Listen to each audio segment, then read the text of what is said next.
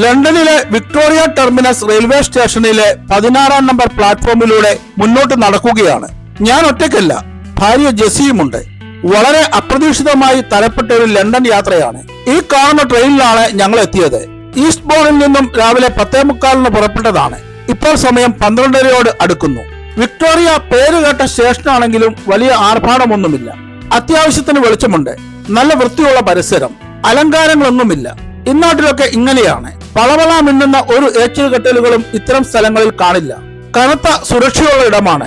എന്നാൽ ഒരു സുരക്ഷാ ജീവനക്കാരനെ പോലും കാണാനില്ല. ഇവിടെ എത്തുന്ന എല്ലാവരെയും ഒപ്പിയെടുക്കുവാൻ ചുറ്റിനും വലിയ ക്യാമറകൾ സ്ഥാപിച്ചിട്ടുണ്ട്. അതിലൂടെ കർശനമായ നിരീക്ഷണവുമുണ്ട്. എന്തെങ്കിലും അസ്വാഭാവികമായി തോന്നിയാൽ വേണ്ട നടപടി അടുത്ത നിമിഷം ഉണ്ടാകും. ഇന്നൊരു തിങ്കളാഴ്ചയാണ്. ഉച്ചയായതിനാലാകാം ആളുകൾ നന്നേ കുറവാണ്. 1860 ഒക്ടോബർ 1 ഈ സ്റ്റേഷൻ പ്രവർത്തനം തുടങ്ങിയത്. London and Brighton South Coast റെയിൽവേയും ചാത്തം ആൻഡ് ഡോവർ റെയിൽവേയുമായിരുന്നു പ്രാരംഭകാലത്ത് ഈ സ്റ്റേഷന്റെ നടത്തിപ്പുകാർ. വെസ്റ്റ് മിനിസ്റ്റർ ഡിസ്ട്രിക്റ്റിൽ ഉൾപ്പെടുന്ന ഈ സ്റ്റേഷനിൽ ഇന്ന് 19 പ്ലാറ്റ്ഫോമുകളാണുള്ളത്. തൊട്ടടുത്തുള്ള ഭൂഗർഭ മെട്രോ സ്റ്റേഷനിൽ 4 പ്ലാറ്റ്ഫോമുകളുമുണ്ട്. ബ്രിട്ടനിലെ പ്രധാന റെയിൽവേ സ്റ്റേഷനുകളിൽ ഒന്നാണ് ലണ്ടൻ വിക്ടോറിയ. ഇംഗ്ലണ്ടിന്റെ തെക്ക് കിഴക്കൻ മേഖലകളിലേക്കുള്ള തീവണ്ടി സർവീസിന്റെ പ്രധാന ഹബ്ബ് ഇതാണ്. സ്റ്റേഷന് പുറത്തേക്കാണ് നടക്കുന്നത്. ഇന്നൊരു മോശം കാലാവസ്ഥയുള്ള ദിവസമാണ്. ആകെ ഒരു മൂടിക്കെട്ടിയ ദിനം. ഇടയ്ക്ക് മഴയുണ്ടാകുമെന്ന് കാലാവസ്ഥാ പ്രവചനമുണ്ട്. എങ്കിലും പരമാവധി കാഴ്ചകളിലേക്ക് പോകുവാൻ സാധിക്കുമെന്നാണ് പ്രതീക്ഷിക്കുന്നത്. അതിനായി ലണ്ടനിൽ സിറ്റി ടൂർ നടത്തുന്ന ഒരു ബസ്സിൽ ടിക്കറ്റ് എടുത്തിട്ടുണ്ട്. ആ യാത്രയിൽ പരമാവധി കാഴ്ചകൾ പകർത്തണം. കഴിയുമെങ്കിൽ പ്രധാനപ്പെട്ട 1-2 സ്ഥലത്ത് ഇറങ്ങണം. സ്റ്റേഷന് പുറത്തിറങ്ങിയപ്പോൾ ആകെ ഒരു confusion. City tour bus stop കണ്ടെത്തണം. പുറത്ത് ലോക്കൽ ബസ്സുകൾ പാർക്ക് ചെയ്തിട്ടുണ്ട്. ലണ്ടന്റെ ഐക്കണായ കറുത്ത ടാക്സികളും കാണുന്നുണ്ട്. അല്പം അകലെ ഒരിടത്ത് ഒരു സിറ്റി ടൂർ ബസ് കിടക്കുന്നത് കണ്ടു. അവിടേക്ക് നടന്നു. ബിഗ് ബസ് എന്ന ടൂർ കമ്പനിയുടെ ബസ്സാണ്. ഞങ്ങൾ ടിക്കറ്റ് ബുക്ക് ചെയ്തിരിക്കുന്നത് ടോപ്പ് വ്യൂ എന്ന കമ്പനിയുടെ ബസ്സിനാണ്. 15 മിനിറ്റ് ഇടവിട്ട് അവരുടെ ബസ് ഇവിടെ എത്തുമെന്നാണ് ഇന്റർനെറ്റിൽ നിന്നും മനസ്സിലാക്കുവാൻ സാധിച്ചത്. കുറെ നേരം സ്റ്റേഷനും പരിസരമൊക്കെ അങ്ങനെ കണ്ടു നിന്നു. സിറ്റി ടൂർ ബസ്സുകളൊന്നും ആ വഴിക്ക് വരുന്നില്ല. അത്തരം ബസ്സുകളുടെ സ്റ്റോപ്പ് ഇതല്ലെന്ന് മനസ്സിലായി. ഫോൺ എടുത്ത് ഗൂഗിൾ മാപ്പ് നോക്കി. സിറ്റി ടൂർ ബസ്സുകളുടെ സ്റ്റോപ്പ് തൊട്ടപ്പുറത്തെ സ്ട്രീറ്റിലാണ്. അങ്ങോട്ടേക്കാണ് ഈ നടത്തം. തിരക്കേറിയ നഗരമാണ്. എന്നാൽ നിരത്തിൽ വാഹനങ്ങൾ നന്നേ കുറവ്. അതിനൊരു കാരണമുണ്ട്. ഇന്നാട്ടുകാർ പാലിക്കുന്ന ഒരു ചിട്ടയാണത്. ലണ്ടനിലേക്ക് ട്രെയിനുകളിലാണ് മിക്കവരും എത്തുന്നത്. പിന്നെ ലണ്ടൻ ട്യൂബ് എന്ന് പ്രശസ്തമായ ഭൂഗർഭ മെട്രോയിലാണ് അവരുടെ യാത്ര. അപ്പോൾ ട്രാഫിക് പ്രശ്നമൊന്നുമില്ല. കൃത്യസമയത്ത് ഉദ്ദേശിച്ചിടത്ത് എത്തിച്ചേരും. ടെൻഷൻ ഒന്നുമില്ല. റിലാക്സ് ചെയ്ത് യാത്ര ചെയ്യാം. അല്പം നടത്തവും കൂടി ചേരുമ്പോൾ ഒരു വ്യായാമമായി. സിറ്റി ടൂർ ബസ്സുകളുടെ സ്റ്റോപ്പിലെത്തി. ഞങ്ങളുടെ ബസ് കമ്പനിയുടെ ഒരു ജീവനക്കാരൻ അവിടെയുണ്ട്. അയാൾ മറ്റാരോടോ സംസാരിച്ചു നിൽക്കുകയാണ്. അയാളെ കാത്തു നിന്നു. തൊട്ടടുത്ത് മറ്റ് ബസ് കമ്പനികളുടെ ജീവനക്കാർ യാത്രക്കാരെ ക്യാൻവാസ് ചെയ്യുന്നുണ്ട്. അങ്ങനെ നിൽക്കുമ്പോൾ ഒരു ബസ് എത്തി. ഒറിജിനൽ ടൂർ എന്ന കമ്പനിയുടെ ബസ്സാണ്. ടോപ്പ് വ്യൂ ബസ് എത്തുന്നത് കാത്തു നിന്നു. ഞങ്ങളുടെ കമ്പനിയിലെ ജീവനക്കാരനെത്തി. നല്ലൊരു സുമുഖനായ ചെറുപ്പക്കാരൻ. മാന്യമായ പെരുമാറ്റം. 5-8 മിനിറ്റിനകം ബസ് വരുമെന്നാണ് അവൻ പറയുന്നത്. ബസ്സിൽ കയറുന്ന സമയം മുതൽ 24 മണിക്കൂറിനുള്ളിൽ എത്ര തവണ വേണമെങ്കിലും ആ ടിക്കറ്റിൽ ബസ്സിൽ യാത്ര ചെയ്യാം. കൃത്യസമയത്ത് തന്നെ ബസ് എത്തി. ബസ്സിന് മുകളിൽ തന്നെ ഇരിപ്പുറപ്പിച്ചു. എന്നാൽ കാര്യങ്ങൾ അത്ര വെടിപ്പല്ല. നല്ല ചാറ്റൽ മഴയുണ്ട്. ചിത്രീകരണം ബുദ്ധിമുട്ടാണ്. അല്പനേരം അങ്ങനെ യാത്ര ചെയ്തു. അപ്പോൾ മഴയൊന്നു മാറി. ഞാൻ പിന്നിലേക്ക് ഇറങ്ങി. ഇവിടെ മേൽക്കൂരയില്ലാത്ത ഭാഗത്തിരുന്ന് ചിത്രീകരണം തുടങ്ങുകയാണ്. ഇപ്പോൾ കടന്നു പോകുന്നത് പ്രശസ്തമായ പാർക്ക് ലൈൻ റോഡിലൂടെയാണ്. റോഡിന് ഇരുവശവും വിജനമാണ്. ലോകത്തിലെ പ്രധാനപ്പെട്ട ഒരു പട്ടണത്തിൽ ആൾത്തിരക്ക് ഇത്രയും കുറവായിരിക്കുമെന്ന് ഒരിക്കലും പ്രതീക്ഷിച്ചില്ല. 9 മില്യൺ ആളുകൾ വസിക്കുന്ന ഈ നഗരത്തിലെ നിരത്തുകളിൽ വലിയ വാഹനത്തിരക്കില്ലാത്തത് എന്നെ അത്ഭുതപ്പെടുത്തുന്നു. ഈ കാണുന്നതാണ് ആനിമൽസ് ഇൻ വാർ മെമ്മോറിയൽ. വിവിധ യുദ്ധങ്ങളിൽ പങ്കെടുത്ത് ജീവൻ നഷ്ടപ്പെട്ട മൃഗങ്ങൾക്കുള്ള സ്മാരകം. 2004 ഇതിവിടെ സ്ഥാപിച്ചത്. മാർബിൾ ആർച്ചിന് മുന്നിലൂടെയാണ് ഇപ്പോൾ ബസ് കടന്നു പോകുന്നത്. 1827 ബ്രിട്ടീഷ് ശില്പിയായ ജോൺ നാഷാണ് ഇത് രൂപകൽപ്പന ചെയ്തത്. ആദ്യം ബക്കിംഗ്ഹാം പാലസിന്റെ പ്രധാന പ്രവേശന കവാടമായിരുന്നു. 1851 കൊട്ടാര വികസനത്തെ തുടർന്ന് ഈ കാണുന്ന ഹൈഡ് പാർക്കിന് സമീപത്തേക്ക് ഇത് മാറ്റി സ്ഥാപിച്ചു. കാംബർലാൻഡ് ഗേറ്റ് വഴി ബേസ് വാട്ടർ റോഡിലൂടെയാണ് ഇപ്പോൾ ബസ് നീങ്ങുന്നത്. ഇവിടമൊക്കെ ഇറങ്ങി ഷൂട്ട് ചെയ്യേണ്ടതാണ്. എന്നാൽ മഴ വില്ലനാവുമെന്ന ഉൾഭയമുണ്ട്. മാത്രമല്ല നഗരത്തിലെ ട്രാഫിക് വലിയ പ്രശ്നമാണ്. സിഗ്നലുകളിൽ ധാരാളം സമയം പോകുന്നു. പാർക്ക് ലൈൻ റോഡിലൂടെയാണ് ഇപ്പോൾ ഞങ്ങൾ കടന്നു പോകുന്നത്. ഈ നഗരത്തിലെ അതിപ്രശസ്തമായ പല ഹോട്ടലുകളും മാൻ ഹൗസുകളും ഈ തെരുവിലാണുള്ളത്. ഈ കെട്ടിടങ്ങൾക്കെല്ലാം നൂറ്റാണ്ടുകളുടെ പഴക്കമുണ്ട്. റോഡിലേക്ക് ഇറങ്ങി നിൽക്കുന്ന മനോഹരമായ കെട്ടിടങ്ങൾ. ബക്കിംഗ്ഹാം കൊട്ടാരത്തിന്റെ സമീപത്തെ ചരിത്ര പ്രസിദ്ധമായ ഗ്രോസ്വെനർ പ്ലേസ് റോഡിലൂടെയാണ് ബസ് ഇപ്പോൾ പോകുന്നത്. ബക്കിംഗ്ഹാം പാലസ് ഗാർഡന്റെ പടിഞ്ഞാറ് അതിർത്തിക്ക് നേർ സമാന്തരമായി സ്ഥിതി ചെയ്യുന്ന ഇവിടെ രമ്യഹർമ്മങ്ങളും വിദേശ എംബസികളും രാജകീയ വാസസ്ഥലങ്ങളുമാണുള്ളത്. രണ്ടാം ലോകമഹായുദ്ധ കാലത്തെ കനത്ത ബോംബിങ്ങിൽ ഈ പ്രദേശമാകെ താറുമാറായതാണ്. യുദ്ധാനന്തരം ഇവിടം പുതുക്കി പണിതപ്പോഴും പഴയ പ്രതാപവും പ്രൗഢിയും അതുപോലെ തന്നെ നിലനിർത്തി. റോഡിന്റെ വലതുവശത്തുള്ളത് ബക്കിംഗ്ഹാം പാലസ് വളപ്പാണ്. പച്ചപ്പ് വിരിച്ച പുൽത്തകരി ആരെയും ഹഠാതെ ആകർഷിക്കും. കൊട്ടാര വളപ്പിൽ ചേഞ്ചിങ് ഓഫ് ഗാർഡ് എന്ന ഗംഭീര പരിപാടി നടക്കുന്നുണ്ട്. കാവൽക്കാരുടെ കസർത്തുകളും അഭ്യാസങ്ങളും കാണുവാൻ ആളുകൾ അവിടേക്ക് പോയതിനാലാകാം ഈ ഭാഗത്ത് വലിയ തിരക്ക് കാണുന്നില്ല. അതിപ്രശസ്തമായ പിക്കാഡിലി സർക്കസ് എന്ന ജംഗ്ഷനിലേക്കാണ് ഇപ്പോൾ എത്തിയിരിക്കുന്നത്. ഷാറ്റ്സ്ബറി മെമ്മോറിയൽ ഫൗണ്ടൻ ആണത്. ചാറ്റൽ മഴയെ അവഗണിച്ച് അവിടെ കുറെ ആളുകൾ കൂടിയിരിപ്പുണ്ട്. വലതുവശത്ത് കാണുന്നതാണ് കാനഡയുടെ ഹൈ കമ്മീഷണർ ഓഫീസ്. എനിക്കിപ്പോൾ ബസിന്റെ മുൻനിരയിലെ സീറ്റ് ലഭിച്ചിരിക്കുന്നു. ഇനി ചിത്രീകരണം കുറെ കൂടി ഭംഗിയാകും. റോഡിലൂടെ മഞ്ഞത്തൊപ്പി ധരിച്ച ധാരാളം തൊഴിലാളികൾ കടന്നു പോകുന്നുണ്ട്. നിർമ്മാണ മേഖലയിൽ ജോലി ചെയ്യുന്ന സാധാരണ തൊഴിലാളികളാണ് ഈ രാജ്യത്തെ മഞ്ഞ ഹെൽമറ്റ് ധരിക്കുന്നത്. ഇതാണ് ട്രഫാൽഗർ സ്ക്വയർ, ലണ്ടന്റെ ഹൃദയഭാഗത്തുള്ള അതിപ്രശസ്തമായ ചത്തുരം. 1805 ഒക്ടോബർ 21 നടന്ന ട്രഫാൽഗർ നാവിക യുദ്ധത്തെ അനുസ്മരിച്ചാണ് ഈ ചത്തുരം നിർമ്മിച്ചത്. ആ യുദ്ധത്തിൽ ഫ്രഞ്ച് സ്പാനിഷ് സംയുക്ത സൈനിക ശക്തിയെ പരാജയപ്പെടുത്തി ബ്രിട്ടൻ ലോക നാവിക ശക്തിയായി മാറി. എന്നാൽ ആ പോരാട്ടത്തിൽ ബ്രിട്ടനെ നയിച്ച അഡ്മിറൽ നെൽസൺ വീരമൃത്യു വരിച്ചു.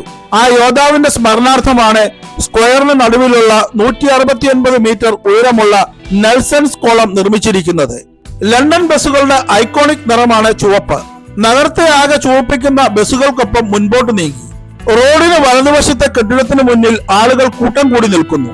അവിടെ കുതിരപ്പടയാളികളുടെ കേന്ദ്രം അഥവാ ഹോഴ്സ് ഗാർഡ് എന്നാണ് അറിയപ്പെടുന്നത്. അശ്വാരൂഢരായ 2 പട്ടാളക്കാർ അതിന്റെ കവാടത്തിലുണ്ട്. അവർക്കൊപ്പം ചിത്രമെടുക്കുവാനും അവിടെ നടക്കുന്ന ചേഞ്ചിങ് ഓഫ് ഗാർഡ് കാണുവാനുമാണ് ആളുകൾ നിൽക്കുന്നത്. വൈറ്റ് ഹില്ലിലേക്ക് എത്തുമ്പോൾ women of world war second memorial ആണ് റോഡിന് നടുവിലെ കാഴ്ച. രണ്ടാം ലോകമഹായുദ്ധ കാലത്ത് ബ്രിട്ടീഷ് വനിതകൾ യുദ്ധമുഖത്തും ഫാക്ടറികളിലും ആരോഗ്യരംഗത്തും സൈനിക സഹായ പ്രവർത്തനങ്ങളിലും കൂടാതെ വീടുകളിലും നടത്തിയ സംഭാവനകളെ അനുസ്മരിച്ചാണ് ഇത് നിർമ്മിച്ചത്. ഇവിടെ നിന്നും വലത്തോട്ട് തിരിഞ്ഞാൽ ഡൗണിംഗ് സ്ട്രീറ്റിലേക്കാണ് എത്തുന്നത്. അവിടുത്തെ 10ാം നമ്പർ കെട്ടിടം ലോക പ്രശസ്തമാണ്. ലോകത്തിലെ തന്നെ ഒരു സുപ്രധാന അധികാര കേന്ദ്രം, ബ്രിട്ടീഷ് പ്രധാനമന്ത്രിമാരുടെ ഔദ്യോഗിക വസതി. ആ കിടക്കുന്ന ചുവന്ന ബസ്സാണ് AEC റൂട്ട് മാസ്റ്റർ. ലണ്ടന്റെ ഗതാഗത ചരിത്രത്തിലെ നാഴികക്കല്ലാണത്. 1950കളിൽ ഈ ഡബിൾ ഡക്കർ ബസ് ലണ്ടന്റെ മുഖമുദ്രയായിരുന്നു.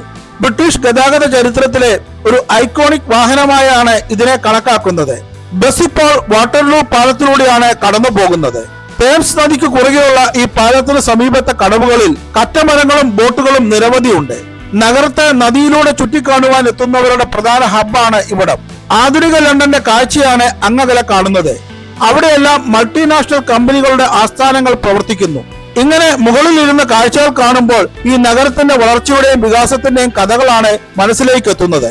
ലോകത്തിലെ ഏറ്റവും പുരാതനവും സ്വാധീനമുള്ളതുമായ നഗരങ്ങളിൽ ഒന്നാണ് ലണ്ടൻ. റോമൻ സാമ്രാജ്യത്വ കാലത്ത് ക്രിസ്തുവിന് ശേഷം ഏകദേശം 43-ൽ ലണ്ടനേറിയം എന്ന പേരിൽ ഒരു നഗരം സ്ഥാപിക്കപ്പെട്ടു. തേംസ് നദിയുടെ കരയിൽ വ്യാപാര കേന്ദ്രമായി മാറിയ ലണ്ടൻ കാലക്രമേണ റോമൻ ഭരണത്തിന്റെ പ്രധാന നഗര കേന്ദ്രങ്ങളിൽ ഒന്നായി വളർന്നു. റോമൻ ആധിപത്യ കാലഘട്ടത്തിനു ശേഷം സാക്സന്മാർ ഈ നഗരത്തിൽ ആധിപത്യം സ്ഥാപിച്ചു.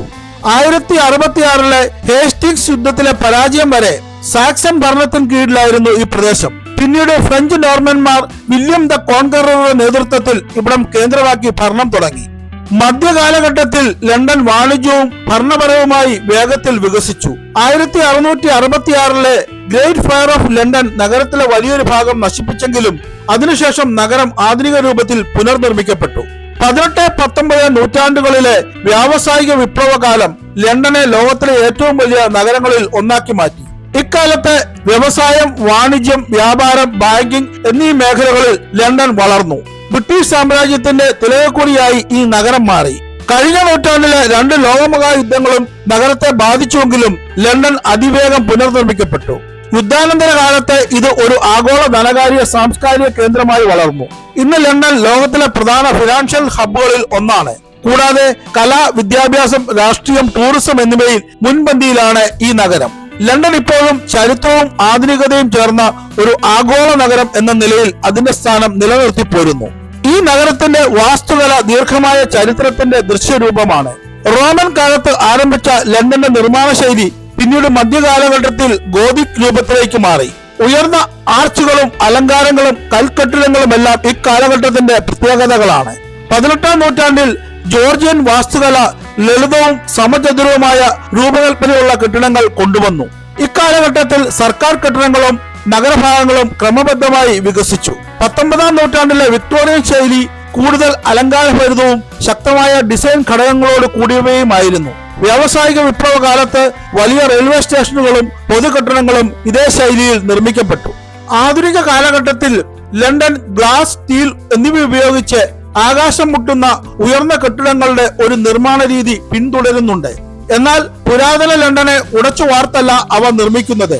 പഴമ നിലനിർത്തി പുതുമയ്ക്കായി നഗരത്തിന്റെ വലിപ്പം കൂട്ടിയാണ് അത്തരം നിർമ്മാണങ്ങളെല്ലാം പുരോഗമിക്കുന്നത്. ചുരുക്കത്തിൽ പുതുമയും പഴമയും എല്ലാം ചേരുന്ന വൈവിധ്യമായ വാസ്തുകലയാണ് ലണ്ടനെ ലോകത്തിലെ ഏറ്റവും മനോഹരമായ ചരിത്ര ആധുനിക നഗരങ്ങളിൽ ഒന്നാക്കി മാറ്റുന്നത്. മുന്നിൽ കാണുന്ന പ്രൗഢമായ നിർമ്മിതി ലണ്ടൻ ആംഗ്ലിക്കൻ രൂപതയുടെ ആസ്ഥാനമായ സെന്റ് പോൾസ് കത്തീഡ്രലാണ്. താഴികക്കുളവും മനോഹരമായ വലിയ കൽത്തൂണുകളും അലങ്കാരങ്ങളും കൊത്തുപണികളുമെല്ലാം ചേർന്ന അതിമനോഹരമായ നിർമ്മിതിയാണിത്. ആംഗ്ലോ ബറോക്ക് വാസ്തുശൈലിയിൽ ക്രിസ്റ്റഫർ റൈൻ ആണ് ഇത് രൂപകൽപ്പന ചെയ്തത്. ആത്മീയ കേന്ദ്രം എന്നതിലുപരി ഒരു രാജകീയ വിവാഹ ചടങ്ങിന്റെ പേരിലാണ് ലോക ജനത ഈ ദൈവാലയത്തെ ഓർക്കുന്നത്. 1981 ജൂലൈ 29 നടന്ന ഇന്നത്തെ ബ്രിട്ടീഷ് രാജാവ് ചാൾസ് മൂന്നാമനും ഡയാന രാജകുമാരിയുമായുള്ള വിവാഹമായിരുന്നു അത്. ലോകത്താകമാനം കോടിക്കണക്കിന് പേരാണ് ആ വിവാഹം ടെലിവിഷനിൽ കണ്ടത്. വിവാഹ ദിവസം ഈ പടിക്കെട്ടിൽ വിരിച്ച ചുവപ്പ് പരവതാനിയിലൂടെ വെള്ള ഗൗണിട്ട് ദൈവാലയത്തിലേക്ക് കയറിപ്പോയ ഡയാന രാജകുമാരിയുടെ ചിത്രം ലോക പ്രശസ്തമാണ്. ഏതാണ് ലണ്ടൻ ബ്രിഡ്ജ്? ഇക്കാര്യം ഭൂരിപക്ഷം പേർക്കും അറിയില്ല. ഇതാ ഈ മുന്നിൽ കാണുന്നതാണ് ആ പാലം. സാധാരണ നിർമ്മിതി എന്നതിലുപരി വലിയ പ്രത്യേകതകളൊന്നും ഇപ്പോൾ ഇതിൽ കാണാനില്ല. എന്നാൽ ആ കാണുന്ന ടവർ ബ്രിഡ്ജ് ലണ്ടൻ പാലമാണെന്നാണ് പലരും തെറ്റിദ്ധരിച്ചിരിക്കുന്നത്.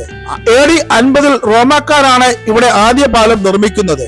1831 മനോഹരമായ ഒരു കല്ലുപാലം ഇവിടെ നിർമ്മിച്ചു. ആ പാലം 1968 പൊളിച്ചു നീക്കി. അപ്പോൾ ആ കല്ലുകളെല്ലാം അമേരിക്കൻ വ്യവസായി റോബർട്ട് P. മലലോക്ക് വിലയ്ക്ക് വാങ്ങി. പിന്നീട് അമേരിക്കയിലെ അരിസോണയിലെ ബ്രിഡ്ജ് വാട്ടർ കനാലിന് മുകളിൽ ലണ്ടൻ പാലം പുനഃസൃഷ്ടിച്ചു. 1973 പഴയ പാലത്തിന്റെ സ്ഥാനത്ത് ഈ പാലം നിലവിൽ വന്നു. 269 മീറ്റർ ആണ് പാലത്തിന്റെ ആകെ നീളം കണക്കാക്കുന്നത്. ആധുനിക ലണ്ടൻ വളർന്നു വരുന്ന ട്രൂളി സ്ട്രീറ്റിലൂടെയാണ് നമ്മളിപ്പോൾ കടന്നു പോകുന്നത്. വലതുവശത്ത് കാണുന്നതാണ് ചരിത്ര പ്രസിദ്ധമായ ഹെയ്സ് ഗലേറിയ ഷോപ്പിംഗ് സെന്റർ. ഇടതുവശത്ത് നീലച്ചായം പൂശിയ കെട്ടിടമാണ് ദ ഷെപ്പേഴ്സ് ആംസ്. 3 നൂറ്റാണ്ട് മുമ്പ് മുതൽ ലണ്ടനിൽ പ്രവർത്തിച്ചു വരുന്ന ഒരു വിനോദ കേന്ദ്രവും പബ്ബുമാണത്. ഇനി നമ്മൾ കടന്നു പോകുന്ന ഈ പ്രദേശമെല്ലാം ആധുനിക ലണ്ടൻ നഗരത്തിന്റെ വളർച്ചയുടെ കഥ പറയുന്ന ഇടങ്ങളാണ്. തേംസ് നദിക്കരയിലെ തുറമുഖത്തു നിന്നും വണിക്കുകൾ വന്നിറങ്ങിയ പ്രദേശങ്ങൾ. 4-5 നൂറ്റാണ്ട് മുമ്പ് വളർന്നു വികസിച്ച പ്രദേശം. ട്രൂളി പിന്നിടുമ്പോൾ ടവർ ബ്രിഡ്ജ് റോഡിലേക്കാണ് പ്രവേശിക്കുന്നത്.